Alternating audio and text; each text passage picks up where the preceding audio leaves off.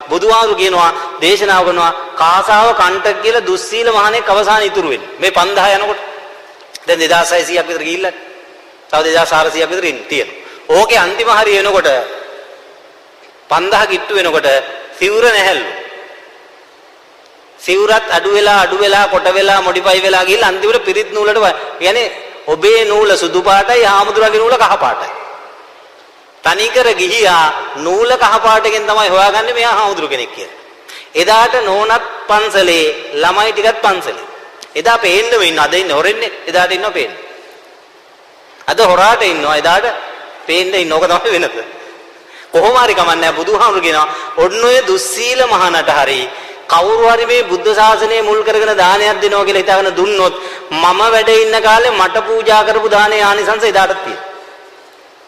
එද කිසිම වෙයකින් ඔබ කලබල වෙන්න එපා. හාමුදුරු කෙනෙක්ට බෑ මේ ශාසනය නැති කරන්න. ශාසනය කියන්නේ හාමුදුරුවත්, තට්ටේවත්, සිවුරවත්, ත්‍රිපිටකේවත්, බෝධියවත්, චෛත්‍යවත් නෙමෙයි. ශාසනය කියන්නේ මගපල. බුදුහාමුදුරුවෝ දේශනා කරනවා මහණෙනි මේ ශාසනය කවදා හරි නැති වෙන්නේ මේ manuss ලෝකෙ ඉන්න අන්තිම සෝවාන් ශ්‍රාවකයා නැති වෙච්ච දා.